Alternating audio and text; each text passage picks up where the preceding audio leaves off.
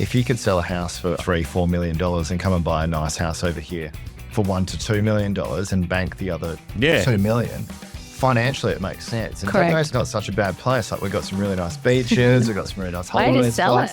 It's nice. So it makes sense for people who want to come over and actually enjoy their lives than run the rat race over in Melbourne. And there's plenty of work New here. South Wales. There's plenty of work here. Oh, yeah. This is the Build Out West podcast with your host Tony Hyde from Evolution House and Land Specialists and Catherine Smith from Build Right Builder Brokers. If you guys are looking to build in WA or simply curious to see what's going on in building, you guys are in the right place. We're here to give insight with professionals in the game, coming to give the inside scoop. Episodes are uploaded weekly, so don't worry, we don't skip a beat and you won't either. Like, share, subscribe, sit back, relax, and let's go.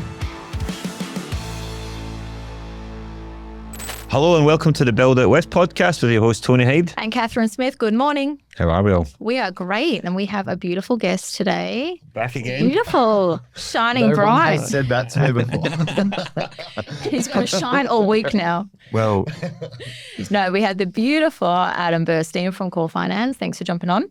Thank you for the introduction. Thanks for having me on. yeah, well, you've had a couple now, so it's just that, you're getting almost a regular podcast. So that's it. No, it's great. The stuff you're bringing on, we broke down into kind of different avenues to discuss that, finance. The building game is dry as it is, but the finance game can be a little drier, but it's so important if you get your head around it all and understand it can make your life and your life a hell of a lot easier, right? It's just understanding what you're going in and knowing what you may get told. You don't want to walk in there, and then you're disheartened. How many times have you done that? Clients walk away disheartened because you're like, we can't do what you want us to do, and Yeah. And just jumping off that, I mean, the year 2024 has really, I guess, changed the whole Perth region in terms of median house pricing across the board. Pretty much every suburb has gone up at least 100,000, sometimes 200,000. We were just looking at the map the other day. And I thought, a good podcast topic to talk about is really now the Perth divide. Are we jumping on or are we jumping off? We're getting feedback every day from people. They're going, should we wait? Is there a bubble? Or yes, let's do it now because the price is going to increase. Everyone has an opinion, but we'd love to hear your opinion, I guess, from a financial perspective, because we're probably talking to very similar clients and everyone has very similar feedback in how things are tracking for, I guess, 2025 and beyond, and where the Perth market's really going to be going. Yeah. Okay. Thanks for that. Look, I think from our perspective, what we've seen a lot of is people who had inquired a couple of years ago and they've been given a certain borrowing capacity. Okay.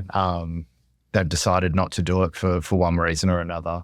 They've now come back to the market and they're finding that their borrowing capacity is now a little bit lower. Their house price is a little bit higher, but they really want to now get in because they've seen what's happened from reality check. The paralysis of over-analysis and not actually taking the step to do it. Now they're finding they had this house that they had in mind and this is what they wanted all along and they were waiting for prices to drop and whatnot. They didn't. They've gone the other way. So that house is now out of reach and they're looking at other suburbs that weren't so desirable for them at the moment, but they're happy now to take that. Yeah, people are waiting for this bubble to bust and it might bust, but it's not going to drop the prices of the houses. I don't think it's going to come. They're not going to miraculously drop down 100 grand. They just might be on the market for a bit longer, or you pay $650, it's still going to be around about that mark. It might be more affordable. You might get more for your money, like it was like 10 years ago when it was at having hit 400 and it never really dropped back down. It stayed the prices. It just slowed the market, and that's what people have to understand. I think this is now going. The median house price now is about 778 as of today, but whether it will still be increasing, I don't know, but I would definitely say it's going to stabilize. I don't think it's going to decrease. I think it will just stabilize for the next couple of years, and I'm, to be honest, hoping that, because it actually makes my life easier. It's extremely difficult where every month there's a new price, it's a new thing, it's a new, I guess, benchmark, if you will. Once things slow down, it's not going to reverse, it's just going to stagnate. And that's probably the message in that is 778 or let's say 800 is the new benchmark for an average home. It's not going to end up being 600. And I have this conversation all the time where people go, oh, I've got 600 grand. And I go, okay, but I need another 200. because that's where we're at now. Otherwise, we're going to Lakelands, and even that's $325 for a block. So I can't even do that for $600. Yeah. And it's really just whether you jump on or jump off is always going to be up to the client. But I feel like there's a lot of disappointed people that came in from 2022, 2023. And to be fair, it's valid because of COVID and the fear around that and the uncertainty of the market and the world at that time. To be fair, there was a lot of fear. There was a lot of noise, particularly with the government grants and how the construction industry as a whole dealt with that. But also at the same time, now they're feeling the pinch because of obviously the last 12 months have just completely skyrocketed. Yeah. And I think a lot of people weren't expecting rent to climb at the rate that it did as well. Yes. So they're kind of in that, headspace, where we are already paying the money of what it would be to get into the mortgage. Why don't we try and now jump in? Correct. A lot of the times when people come to see me and they're like, when should we do it? When should we, what should we save more? Should we do this? Should we do that? It's always client specific. It's not something I can tell them what to do. It's always when they're ready. But at the end of the day, if these people or any people jump into buying a property, as soon as they buy it, no matter what, in 30 years, they will own that thing. Yeah. If they make the absolute minimum repayments. If they can pay it off quicker, even better. But if you wait longer and longer you wait, that 30-year term stretches and stretches and stretches. And you don't want it to be the point where you're 75, 80 years old when you're paying your house off. That was kind of rule of thumb I tell clients without giving any financial advice is going, you're not going to lose on real estate if you stay in it long term. If you're trying to make a quick buck and flip it, unless you're a genius or like a real guru that knows where to buy, sell, hold and move, there's not many people make a lot of money from it unless you're really into it. It's quite hard to make decent money from flipping or buying early unless you're like one of these gurus, and certainly not me. But I just say to people, get in the market. If you can afford it and you've got the budget, get in and work it from there. Because unless you're not going to stay in a house for a year and move, are you going to be in there, first houses of 5 to 7 years? Enough just to get you some equity and then move on to the bigger place. So that's the kind of rule of thumb I try to tell the first home buyers. Don't build your forever home. Even if you build it now, you're probably not going to be there in 7 years' time. I guarantee you. You move, you want to do something different. Maybe don't put yourself in that financial distress of trying to get the forever home. Crazy, as long as you get your foot in the door, you get used to having a mortgage.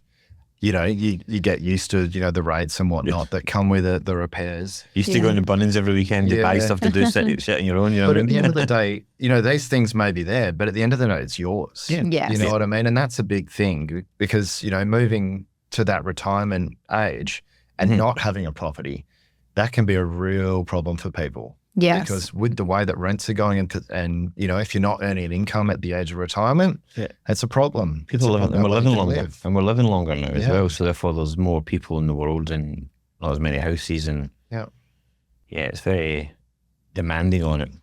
Anyway, that's my 2 cents. Just take us off topic again. That's all right. I think now the boom is almost, I would argue, a little bit artificial in a way. And I've had a few clients the last couple of weeks are saying, we're in a bubble, things have just escalated too quickly, right? I would say yes, but almost because of COVID, what happened essentially is we had our borders closed for 2 years. So the people that were organically supposed to be coming in due to immigration or visas or just interstate relocation, they weren't allowed to come. So they were almost on a little bit of a pause just due to the borders being closed for 2 years. Then when they opened, obviously there was a 2-year backlog of people coming in, right? And then there's the current people coming in that was organically supposed to come in at that time as well. But then I guess at the same time, WA looked really enticing, I guess, on the world market, being how they dealt with COVID and all the rest of it. So we actually have, I was looking at the stats, people coming in on visas from international where, we were actually getting like 7 or 8% more than where we were pre-COVID into WA because now over in Sydney and Melbourne, one, very expensive to go, very expensive to live. And they actually end up doing a lot more research and they're going, actually WA makes a lot more incentives economically to actually go into that market to say, go to Curtin Uni or whatever for the next couple of years. And we're getting actually almost, I think it was 8% more average after post-COVID for those sort of people as well. So we're actually getting oversupply based on those sort of things. And that's sort of, not this artificial bubble, but it's just this impact of the economy and what's happened around it. if you do a quick search of the amount of people that are moving to WA or predicted to move over the next 10 to 14 to 20 years, it's hundreds of thousands of people. I kind of worked out, I think, and it might be wrong, but it was about 800,000 people in the next 14 years will move to Perth, WA. Yes. It's about 16,000 houses a year we still need to build, and we're on a bit of a backlog. So it's, and it might slow down when people go, there's not enough housing, but when we get on top of it in the land, because there's plenty of land coming. It's all out there. It's just not been developed quick enough for us. So what is scary, Tony, is it was on average, we used to do 16,000 new home builds. They're now saying for forecasting, the government's come out and said we need 125,000 in the next 5 years, which ends up being 25,000 per. Which is a stretch. Right? It used to be 16, now it's 25,000. And that's a huge jump in the last couple of years of how much we actually need to do. We're still actually only doing 16,000.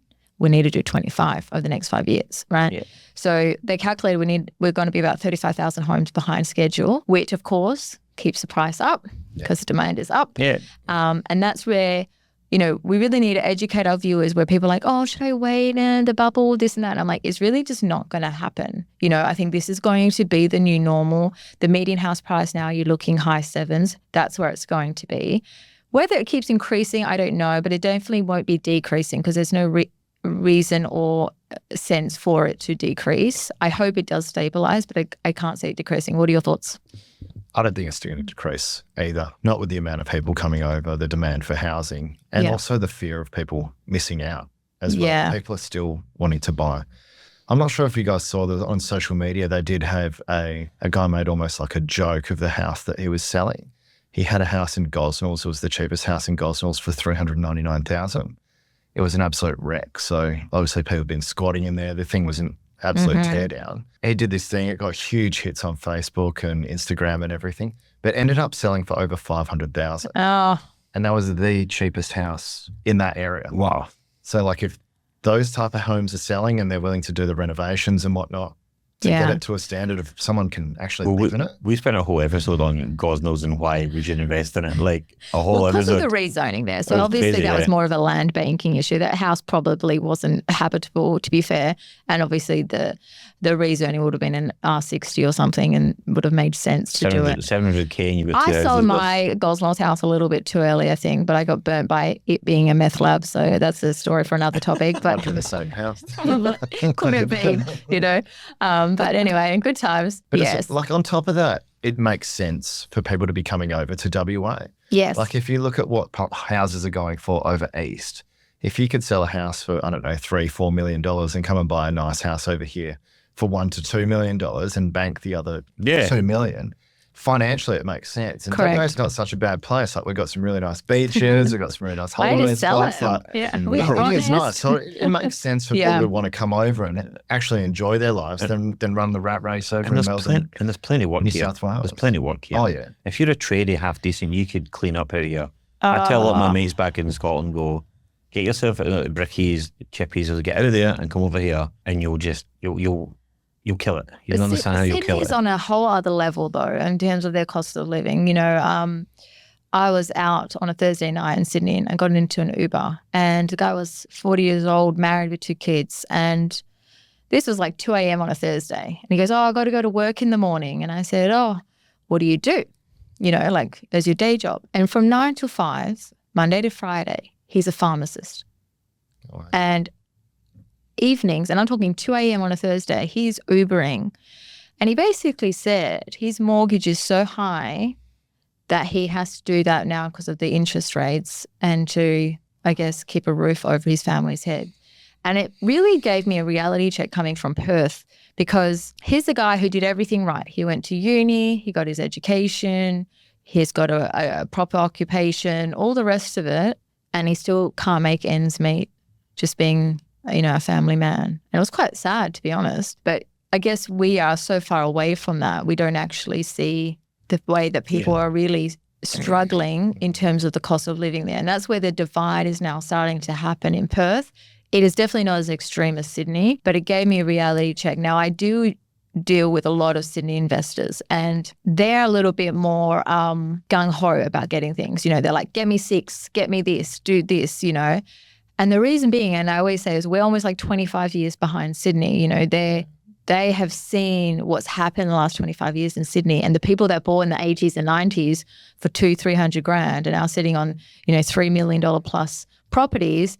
And these people are just very normal teachers and, accountants and whatever, but they happen to make their wealth in the real estate. So they're the ones who are like, oh my gosh, I got all this equity. I can see where Perth's going. They're just 25 years behind. So I'm going to jump on that because I wish I did that back in Sydney, back in the 90s, And then interestingly enough, the Perth market I actually find is more risk adverse, more conservative, more cautious because they haven't seen what's going to happen. That's a good point. Yeah. I think that's bang on, to be honest. Oh, thank you. Let's make that a reel. It's always, if you've been through it before, you can to see expect. It's a forecasting, and people can get a bit short-sighted, but with real estate, it's about building wealth, and that can take 20, 30 years, okay? And you have to be okay with that, right? But they've seen it and they've lived it because, I was talking to another guy on the plane and he was just a normal, worked for the local council, bought a duplex for $280,000 in 2002. It's now worth 3.3, and he's going to sell it, moved up into Noosa for, $2 and give the rest to his daughter who's going to live in Sydney. And she's a personal trainer, and there's no way she could get a $3 million house, but she got it through her wealth of her parents that just happened to get lucky in a way and get the right thing at the right time. I've got quite a few mates from the western suburbs, like Penrith, Parramatta kind of way, and they live here now. And my mate was telling me that, he was trying, this was about 3 years ago, he was trying to buy a house in the Riff, and it was $850, $900 for like a 3x2. Yeah. And he's bought in Secret Harbour, pool, spa, big 4x2 for half the price. And he's like, the people, normal jobs, can't even afford to live in Penrith. Yeah. And not that Penrith's a bad place because I'm a massive fan and, floor paint and all that, but it's hard, right? Like, you can see it, like, and that's how much Penrith and the Panthers put so much back into the community there with the Panthers Club and all the stuff. But you just can't afford to stay there. You just can't afford to buy anything. Yes. Well, imagine being a first home buyer. Yeah, that's what if you're, 1.2, 1.4 million to get in. Yeah. I think the median in Perth, correct me if I'm wrong, is about 1.25 now in Sydney. Oh, wow. Yeah. So our 780 is not looking too shabby. You're talking about Mount Druitt and all these places out there, and there'll be suburbs like we've got here as well, they're low economic. How are these people supposed to get on the market? Yeah. And if it's $800,000 for a house, If they do, think of the repayments. Like, you get $9,000, $10,000 a month. Yeah. So, even borrowing the money's hard, but the deposit's harder. Yeah. I've seen it make it $300,000 a year just to cover your payments and live. Yes. And you're not living in Penrith if you're making that money, let's be honest, right? Yeah. So I think probably my message today is if you are looking at jumping on or jumping off, it's up to you what you want to do, but I think it's almost going to be the start of the wealth divide in Perth, which is we've never had before. And I think there's definitely a movement the last couple of years of us being more of a big town and moving to a proper city, and obviously this will take time, another 10, 15 years to really be more of that kind of city, but it's the start of that movement and it's your choice now whether you join or don't. It's happening because they're setting up the hubs. We've spoken about this. They've got the Joondalup hub. They've got the Colburn hub. Yes. Probably Ellenbrook would be starting to get a hub there. Byford, Rockingham, Belder. And down Mandurah. You're starting to see them all pop up now, and that just tells you we are growing if we've got to have, these sort of things in there. So I can see that happening, and it's going to be crazy. I don't think it's going to slow down. It might slow, but it's not going to stop. Prices aren't going to come down. Hopefully stagnates just to help people and give a little bit of breathing space, and gives a little people, what's the word? Like hope. The new normal, just adjusting to the new normal, I think is probably the thing. Can actually work towards without it slowly creeping out of reach. Yes. Every time. The disappointment of that. Yeah.